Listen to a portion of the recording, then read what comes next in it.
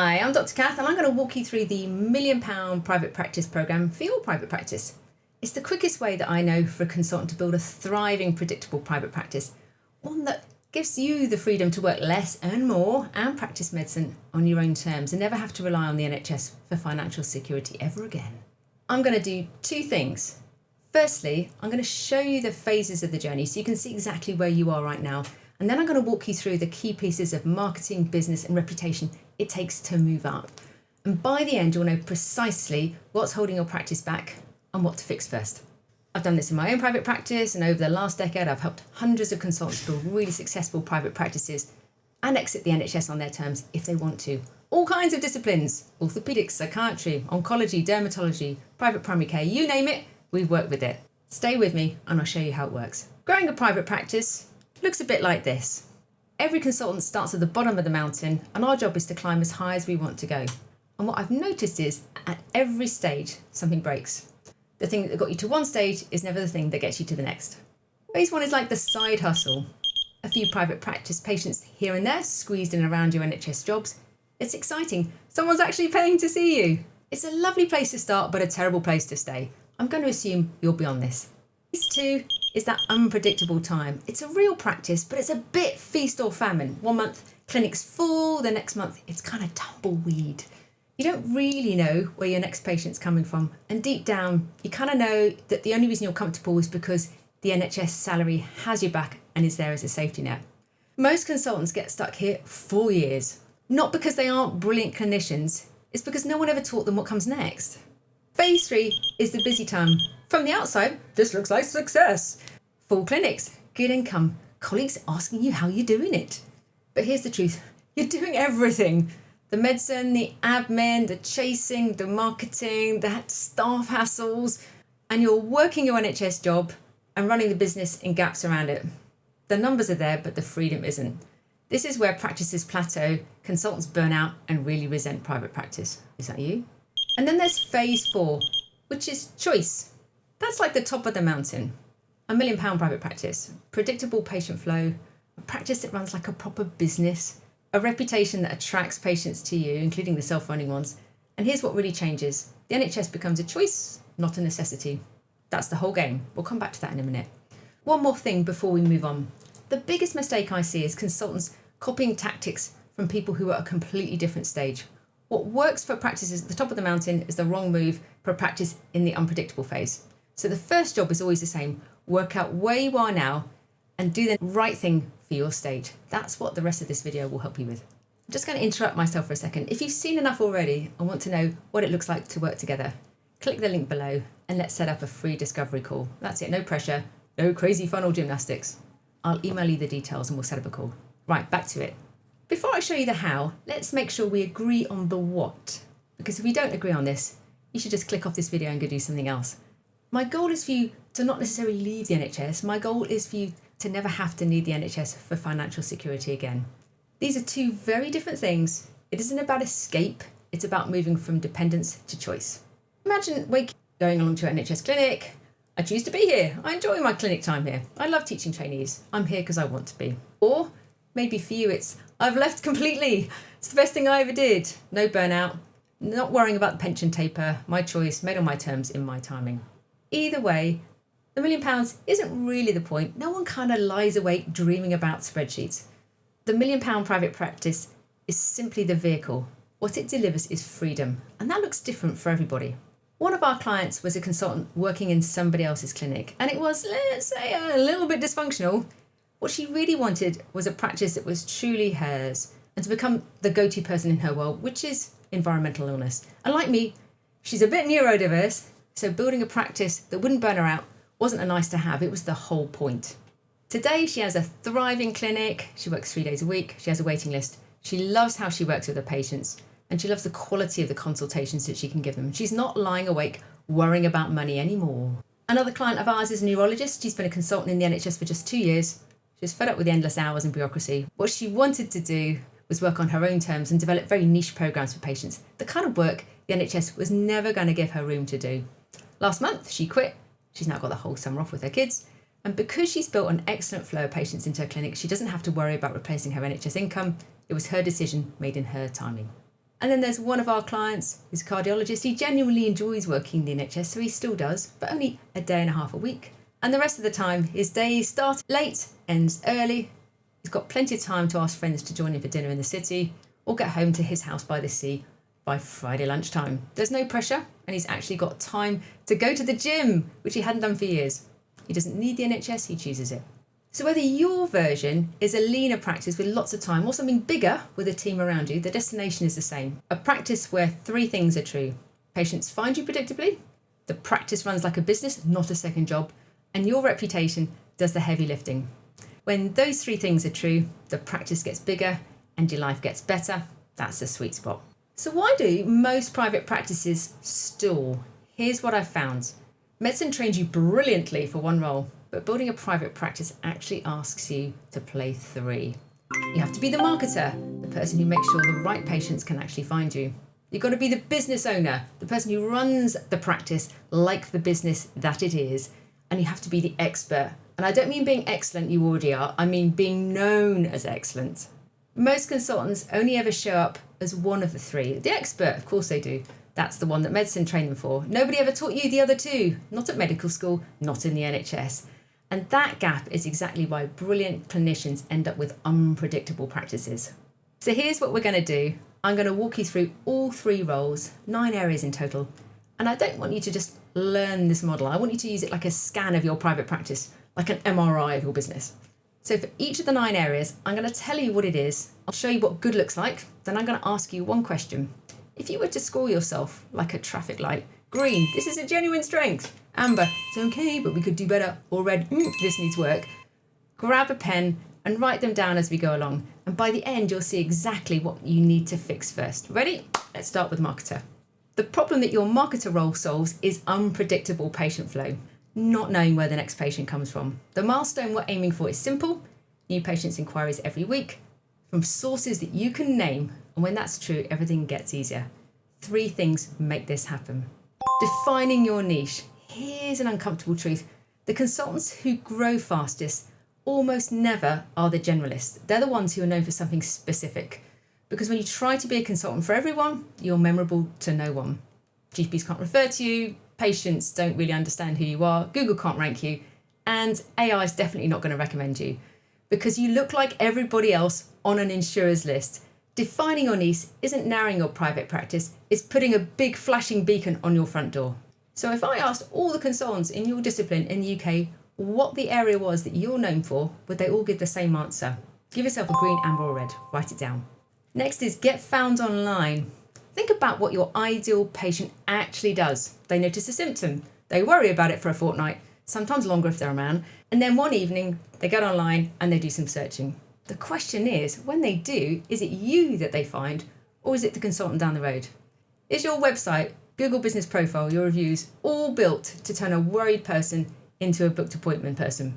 And interestingly, of course, it's not just Google. Patients are asking AI tools who they should see. We'll come back to that one because it's a genuinely brilliant new opportunity.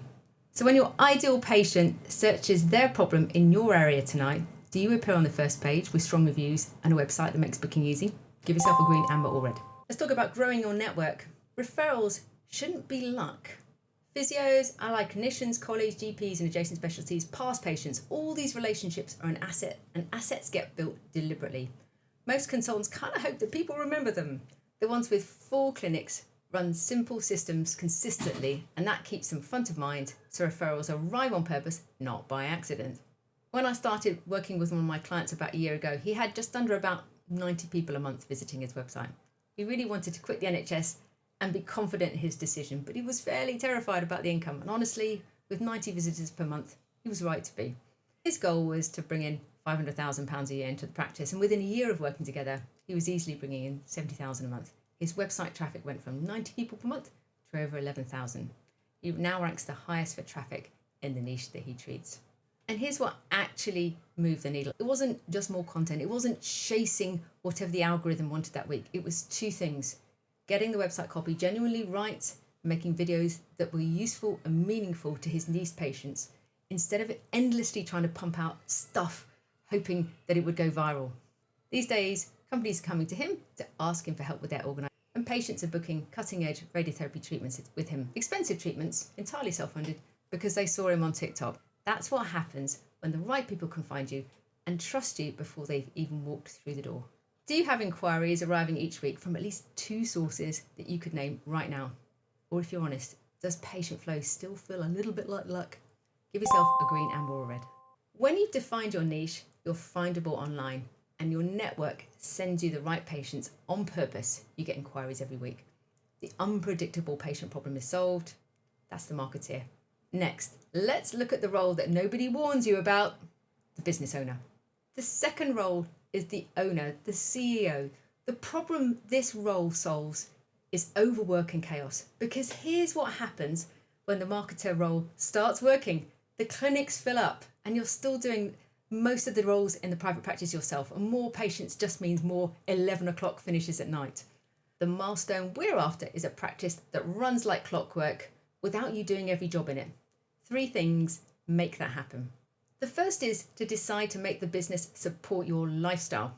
This is where we start, and it surprises people. Before we talk about systems or growth, we decide on what your life's supposed to look like. How many sessions do you actually want to work each week? Which days? Our school pickup runs are non-negotiable. How many weeks of holiday? And then we design a practice around it to fit. Most consultants do it backwards. The practice grows by accident and around the edge of the NHS work, and one day they look up and what they've done is they've built themselves a second full-time job that they never chose. Your practice should fund and fuel your life, not consume it. So ask yourself, did you design your practice around the life that you want, or has it grown by accident around the edges of your NHS work? Give yourself a green, amber or red. Let's talk about becoming the CEO. Every practice has a chief executive. In most practices, the post is vacant. Being the CEO means financial clarity, knowing what the practice made this month, what your practice actually earns, and which referral source is growing, what's quietly dying, whether your practice reflects your value or just copies what everyone else charges. When you have the numbers, decisions get easy. Without them, you're guessing, and guessing is exhausting. So could you tell me right now how much money was brought into the practice this month, your top referral source, and whether your pricing is right? Green if yes, without looking, amber if you need to have a bit of a dig, red if you genuinely have no idea until the year-end accounts are done. Thirdly, we're talking about building a self-managing practice. This is the big one, systems and people. So the practice runs whether you're in the room or not. The right admin support, templates for the letters in AI that you write 40 times a month, a process for patients inquiring so that no one ever gets lost through the cracks, a patient journey that feels kind of 5-star without you having to personally answer emails on a Sunday night.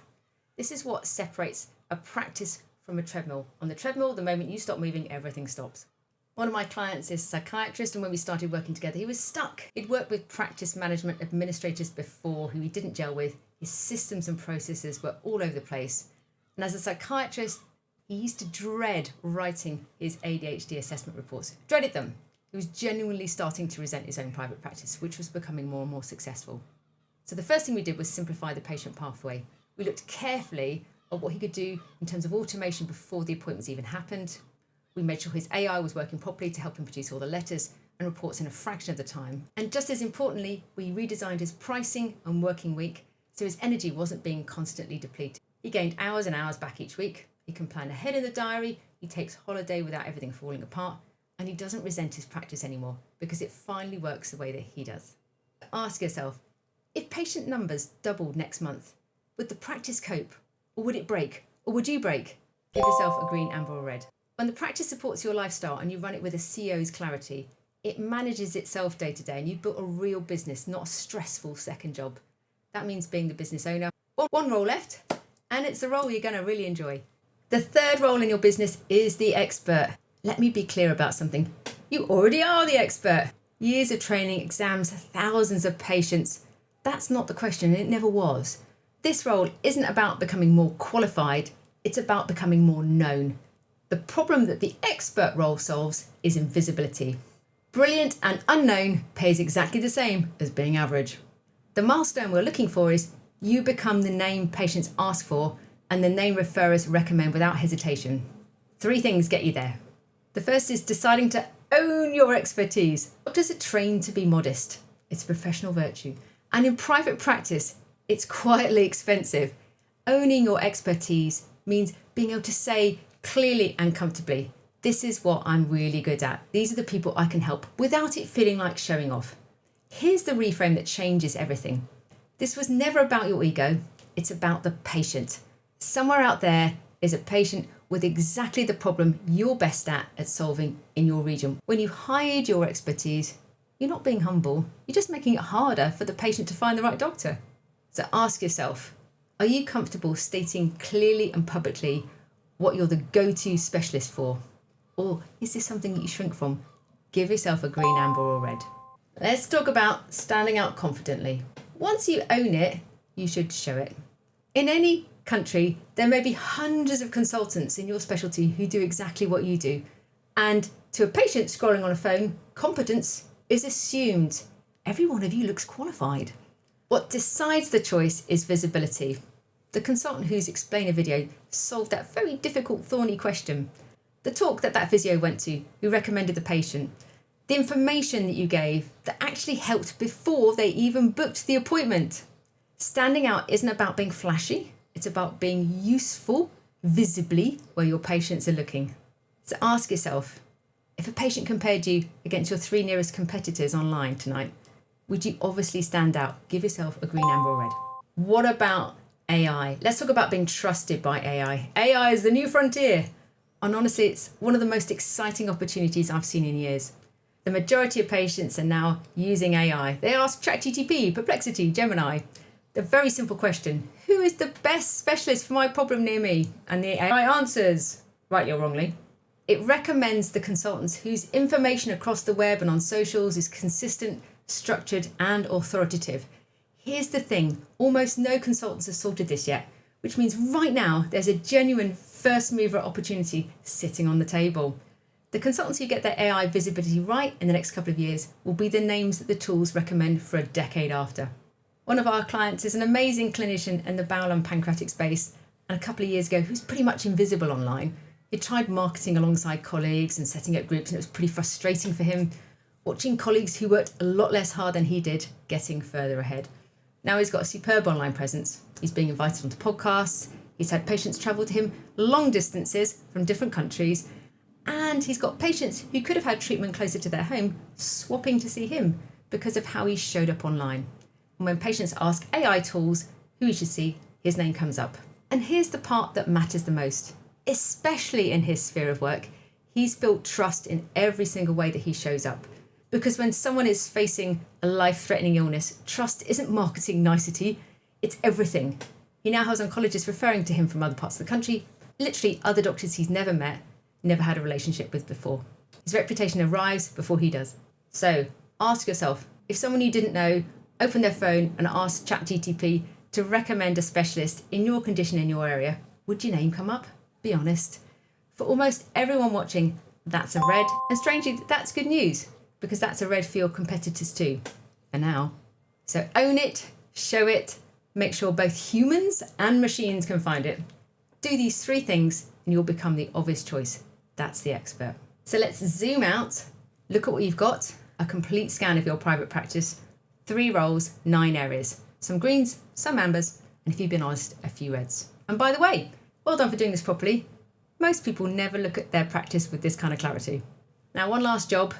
Look at your scores, ask yourself, if we fixed just 3 of these in the next 90 days, which 3 would make the biggest difference? Circle them. Congratulations, you just found the biggest constraint on your private practice. Not a guess, not a feeling, the actual thing holding you back. And here's the good news. Behind every one of these 9 areas sits a proven strategy. The tools and systems we teach consultants inside the £1 Million Private Practice Programme. You don't need to fix all 9 at once. You just need your right next 3 in the right order for your stage. So if you'd like help, here's what you need to do. Just click the link below and book a free discovery call with me. On that call, we'll review your practice together, go through your traffic light scores, identify the real bottleneck, and map out a personalised roadmap using this framework. And even if we never work together, you'll leave the call with complete clarity on what needs to happen next in your practice. I only run a handful of these each month, so book in now. Because remember, this is what it's really about. Building a profitable practice and the freedom that comes with it. Freedom to choose your workload, the kind of patients you want to see, and whether you work in the NHS. freedom to practice medicine in the way you imagined it when you first started out in medical school. You know what to do. I'll see you soon.